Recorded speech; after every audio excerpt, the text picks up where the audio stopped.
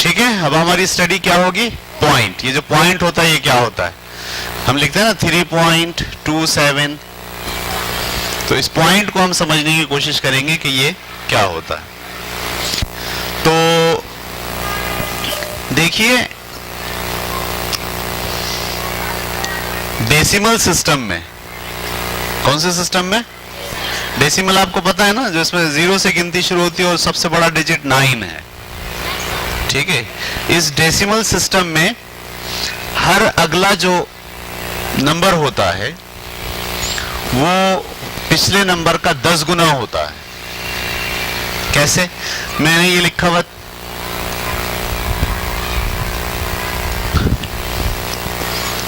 ये क्या है, यूनिट, ये टेंस है और ये 100 है। यूनिट को 10 से मल्टीप्लाई करते हैं तो टेंस आ जाता है, टेंस को 10 से मल्टीप्लाई करते हैं तो, यानी हर अगला लफ्ज उसके 10 बना दोगे तो अगला बनेगा। ये मैंने आपको पिछली दफा गिनती पढ़ाते हुए समझाया था। 10 यूनिट अगर जमा हो जाएंगे तो ये क्या कहलाएगा, एक टेंस, और टेंस जमा हो जाएंगे तो वो क्या कहलाएगा, 100। यानी हर अगला जो फिगर होता है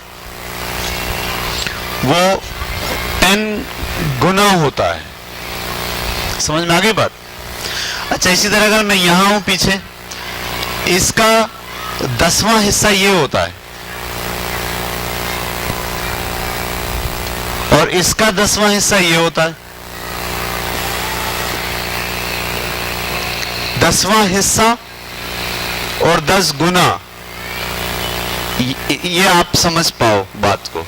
जब मैं कहता हूं 10 गुना तो इसका मतलब है 10 टाइम्स बढ़ा रहा हूं, और जब मैं कह रहा हूं 10वां हिस्सा तो मैं उसको क्या कर रहा हूं, पीसेस में तोड़ रहा हूं। सही है। जैसे 100 के नोट के 10 हिस्से करोगे तो 10 का नोट आएगा, और 10 के नोट के 10 हिस्से करोगे तो 1 का नोट आएगा। 10 के नोट के 10 हिस्से करोगे तो 1 का सिक्का आएगा ना, 1 का नोट आएगा। 1 के नोट का 10 गुना करोगे तो 10 रुपए आएंगे। 10 के नोट का 10 गुना करोगे 100 रुपए आएंगे। 100 के नोट का 10 गुना करोगे 1000 रुपए आएंगे। 1000 के नोट का 10 गुना करोगे, गुना का मतलब समझ रहे हो, ये वो गुना नहीं है सवाब और गुना वाला गुना, उसमें है आता है, वो गुना होता है, गुना। मैं गुनाह की बात नहीं कर रहा, मैं किसकी बात कर रहा हूं, गुनाह की बात कर रहा हूं। समझ में आ गई। 1000 का 10 गुना क्या होगा, 10,000। 10,000 का 10 गुना क्या होगा, 1 लाख। ठीक है। अच्छा, उल्टा पढ़ते हैं हम। 1000 का 10वां हिस्सा क्या होगा, 100 रुपए। यानी 1000 था, आपने उसके कितने हिस्से कर दिए, 10, तो एक हिस्सा जो बना वो 100 रुपए। 100 का 10वां हिस्सा क्या होगा, 10 रुपए। सही है। 10 रुपए का 10वां हिस्सा क्या होगा, 1 रुपया। जब आप 100 कह रहे होते हैं तो आप यहां होते हैं 100। सही है। जब आप कहते हैं इसका 10वां हिस्सा तो आप टेंस में आ जाते हैं। 100 का 10वां हिस्सा क्या होता है, 10 रुपए। जब आप इसके कहते हैं 10वां हिस्सा तो आप आ जाते हैं यूनिट में। 10 रुपए का 10वां हिस्सा क्या होता है, यूनिट, 1 रुपया। जब आप कहते हैं 1 रुपए का 10वां हिस्सा, अब आप कहां जाएंगे, अब आप पॉइंट के बाद जाते हैं। यानी ये जो पॉइंट होता है ये यूनिट का 10वां हिस्सा है। समझ में आई। 1 रुपए के अगर 10 हिस्से करोगे तो क्या आएगा, 10 पैसे। आपने देखे 10 पैसे, नहीं देखे, इंटरनेट पे जाओ नजर आ जाएंगे, देखने को मिलेंगे। तो ये जो चीज होती है ये क्या होती है, 10वां हिस्सा। किसका, यूनिट का। और उसके बाद जो चीज होती है वो क्या होती है, 1/4 हिस्सा। उसके बाद जो चीज होती है वो क्या होती है? 1000वां हिस्सा। उसके बाद जो चीज होती है वो क्या होती है? 10,000वां हिस्सा।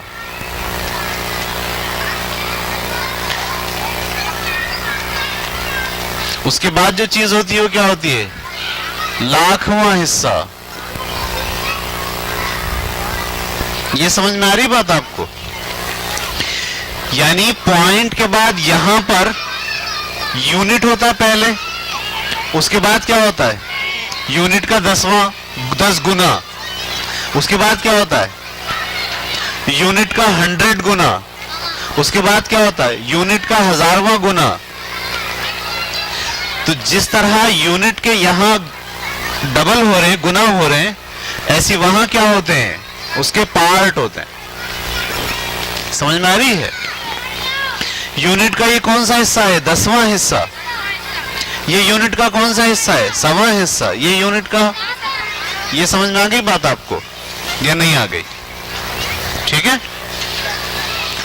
मिसाल के तौर पर मैं लिखना चाहता हूं 5 रुपए 40 पैसे। क्या लिखना चाहता हूं? तो मैं कैसे लिखूंगा?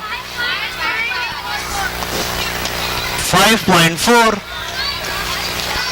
40 बोले मैंने। ये समझ में आया ये क्यों लिखा मैंने 5.4? 4 होना चाहिए या 0 होना चाहिए साथ?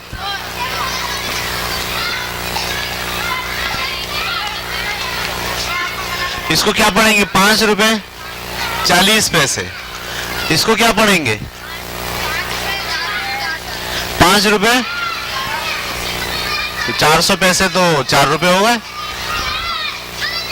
ये गलती है सोचने की आपकी।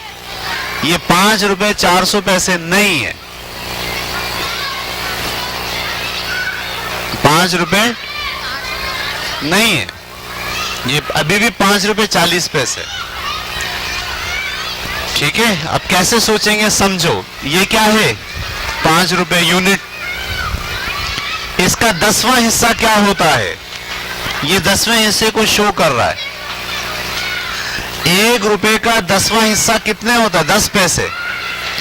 ये क्या है? 10 पैसे जैसे 4 हैं, तो 40 पैसे इसी ने शो कर दिया। 100वां हिस्सा है ही नहीं, 1000वां हिस्सा है ही नहीं, 10,000वां हिस्सा है ही नहीं, लाखवां हिस्सा है ही नहीं। अगर आप इसको ये सोचोगे कि इस वक्त ये 5 रुपए और 40,000 पैसे हैं, तो ये आपकी सोच गलत है, क्योंकि आप इसको एक साथ नहीं पढ़ते,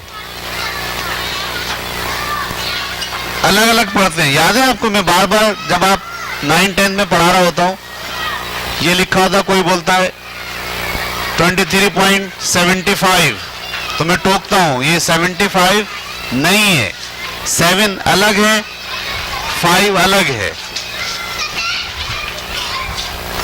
क्योंकि 7 इसका 10वां हिस्सा है और 5 इसका 100वां हिस्सा है। 7 इसका 10वां हिस्सा है और 5 इसका। कुछ समझ में आ रही है बात आपको? थोड़ी थोड़ी सी। अब और समझ में आएगी, देखिए।